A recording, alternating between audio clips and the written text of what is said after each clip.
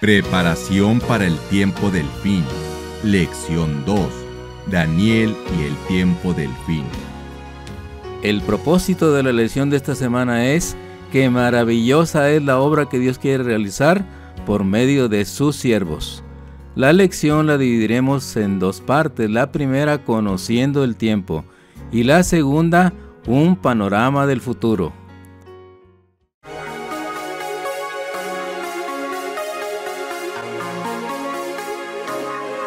Frecuencia cristiana.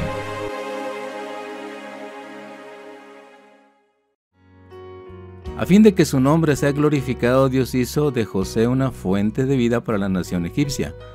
Por medio de José conservó la vida a todo el pueblo.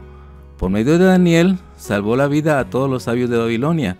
Y estas liberaciones fueron lecciones objetivas. Ilustraron ante el pueblo las bendiciones espirituales que les eran ofrecidas por la relación con el Dios a quien adoraban José y Daniel. Así también desea impartir hoy, por medio de su pueblo, bendiciones al mundo. Iniciemos con la primera parte, conociendo el tiempo. Romanos 13:11. Conociendo el tiempo, que ya es hora de levantarnos del sueño, porque ahora está más cerca de nosotros nuestra salvación que cuando creímos. El mundo se halla en el atardecer de su accidentada historia. Como hijos de Dios, hemos sido favorecidos por admirables revelaciones proféticas que ubican la hora en que vivimos en el desarrollo de los planes divinos y anticipan los grandes sucesos del porvenir. Como pueblo, hemos recibido importantes mensajes por medio del don profético que amplían las profecías de la Biblia, abren delante de nosotros un vasto panorama de los sucesos venideros y nos instan a tener la preparación que necesitamos para la gran crisis que se avecina. Mientras el mundo se estremece por temor, por la incertidumbre del mañana, Dios nos da a conocer el tiempo. El viajero internacional que emprende un largo recorrido lleva siempre consigo un itinerario y un mapa. En todo instante sabe cuáles son las etapas ya cubiertas de su viaje, qué escala le esperan en el futuro, sabe de antemano el día y la hora de llegada a cada uno de los aeropuertos, y los detalles de su itinerario se cumplen con toda precisión. Los hijos de Dios asociados en este viaje maravilloso que realizan juntos a la meta final tienen también un mapa admirable, la Biblia, y un itinerario preciso, las profecías inspiradas. Al echar una mirada retrospectiva, los fieles cobran gran confianza y robustecen su fe cuando observan que todas las etapas anunciadas hace miles de años se han cumplido con exactitud. Los 4 imperios mundiales de la antigüedad han surgido y se han desvanecido de acuerdo a las profecías de Daniel, capítulo 2 y 7. Babilonia, 606 al 539 a.C. Medo-Persia, 539 al 331 a.C. Grecia, 331 al 168 a.C. y Roma, 168 a.C. al 476 después de Cristo. El Imperio Romano se fragmentó en las modernas naciones europeas y a pesar de todas las tentativas para volver a unir a esos pueblos, estos permanecen separados como el barro y el hierro en los pies de la imagen. Los 1260 días o años proféticos de la supremacía del cuerno pequeño de Daniel 7 y 8, del 538 a 1798 después de Cristo, son hoy historia. Y este período se yergue como otro testimonio irrecusable de la certeza de la permanente palabra profética.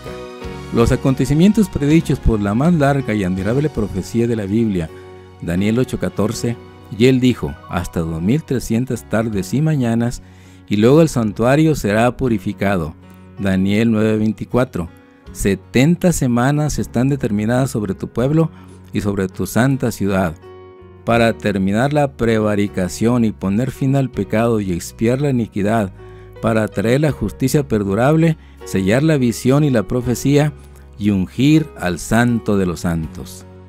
Este período, el más largo de la Biblia, había de extenderse según la profecía de Daniel 9:25, desde la salida de la palabra para restaurar y edificar a Jerusalén hasta la purificación del santuario. La orden para reedificar a Jerusalén se dio en el año 457 a.C. 70 semanas o 490 años debían cortarse para los judíos, Y al fin de ese período, en el año 34 de nuestra era, se principió a predicar a los gentiles el Evangelio eterno. Desde que comenzó el período, desde el año 457 a.C. hasta el Mesías príncipe, iba a haber 69 semanas o 483 años. Precisamente en el momento predicho, en el otoño del año 27 después de Cristo, Jesús fue bautizado en el Jordán por Juan el Bautista. Fue también ungido del Espíritu Santo e inició su ministerio público. Y a la mitad de la semana, 3 años y medio más tarde, el Mesías fue crucificado. El período completo se extendía del año 457 a.C. hasta 1844 de nuestra era, o sea, 2300 años. Entonces se inició en el cielo el juicio investigador o purificación del santuario. Y cuando llegó el fin de este período, momento que constituye una de las grandes cumbres de la historia religiosa de todos los tiempos, en la hora exacta que se había predicho, surgió el movimiento adventista, en cumplimiento de las profecías de Daniel 8 y 9 y Apocalipsis 14, para pregonar el mensaje del juicio y el Evangelio eterno en el marco de la verdad presente. Las condiciones sociales, políticas y religiosas, así como los fenómenos astronómicos anunciados por el Señor Jesucristo en su sermón profético hace 2000 años como señales del tiempo del fin, nos indican de su segunda venida. Se están cumpliendo ante nuestra vista con realismo dramático. El incremento de la inmoralidad y la delincuencia, el temor que seca los corazones humanos, las guerras y rumores de guerras, la profusión creciente de los terremotos, los falsos profetas y los movimientos religiosos espurios, las señales y prodigios realizadas por el poder del enemigo a través del espiritismo, son otras tantas indicaciones elocuentes de que nos hallamos en la hora postrera, cuando el mundo y la iglesia han de ser testigos de los mayores sucesos de la historia. El aumento prodigioso de la ciencia, profetizado en Daniel 12:4. Pero tú, Daniel, cierra las palabras y sella el libro hasta el tiempo del fin. Muchos correrán de aquí para allá y la ciencia se aumentará. En el siglo XX y el inicio del XXI ya nada nos sorprende, ni siquiera los inventos o descubrimientos más extraordinarios, así como los progresos en la era de la velocidad y la conquista del espacio. Una mirada retrospectiva, en fin, nos convence de que todas las profecías de la Biblia se han cumplido con asombrosa precisión, que todos los periodos proféticos han finalizado en 1844 y de que nos aguardan solamente los sucesos de la última hora y el acontecimiento cumbre de todas las épocas, el regreso glorioso de Jesucristo en las nubes del cielo. Continuemos con la segunda parte, un panorama del futuro. Pero antes de que como pueblo lleguemos a esa meta anhelada, la enseñanza combinada de la palabra de Dios y los testimonios del don profético nos señalan un conjunto de eventos de grandiosa magnitud que seguirán agolpando en rápida y estrecha sucesión, y que llevarán a la iglesia como tal y a cada uno de nosotros individualmente a una crisis máxima que requiere de una preparación muy especial. Lo pasado afirma nuestra confianza en el futuro. La exactitud con que se han cumplido cada una de las etapas de las profecías hasta hoy nos aseguran la certeza con la cual sobrevendrán los eventos del porvenir. Con esta confianza y con esta certeza, echemos ahora una mirada al panorama del inmediato futuro, extendiendo nuestra vista hasta el regreso de Jesucristo. Veamos como en visión panorámica cuáles son los sucesos que han de confrontarnos como pueblo hasta el día de nuestra liberación final. Antes de finalizar el tiempo de gracia, mientras aún los hombres pueden echar mano de las provisiones del Evangelio y mientras los hijos de Dios todavía se hallan en situación de ocuparse en asegurar su salvación, ocurrirán los siguientes hechos: el sellamiento, la lluvia tardía, el fuerte pregón, el fin de la obra y el zarandeo. Esta enunciación de los sucesos mencionados no implica un orden cronológico en los mismos. Varios de ellos o todos ellos pueden ser en gran parte simultáneos. Lo que sí sabemos es que cuando se produzca el decreto de Apocalipsis 22:11, el que es injusto sea injusto todavía, y el que es inmundo sea inmundo todavía, y el justo practique la justicia todavía, y el que es santo, santifíquese todavía. Y termine el tiempo de gracia, habrán terminado también todos esos acontecimientos para dar lugar al tiempo de angustia. Pero como factor coadyuvante y en cierta manera preparatorio, ocurrirá dentro de la Iglesia de Dios un auténtico movimiento de reforma de la vida, en gran parte fruto de la predicación del mensaje del testigo fiel a la Iglesia de la Odisea y de la comprensión del gran tema de la justificación por la fe.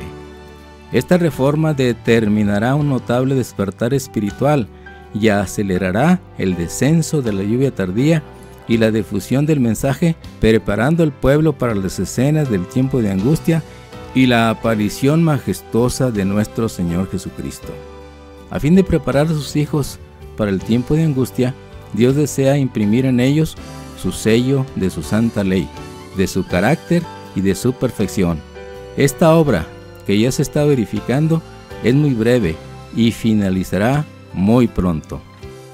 En realidad, el sellamiento puede definirse como un proceso que comienza con la conversión y concluye con el fin del tiempo de gracia, ora sea en ocasión de la muerte del creyente o del fin del juicio investigador.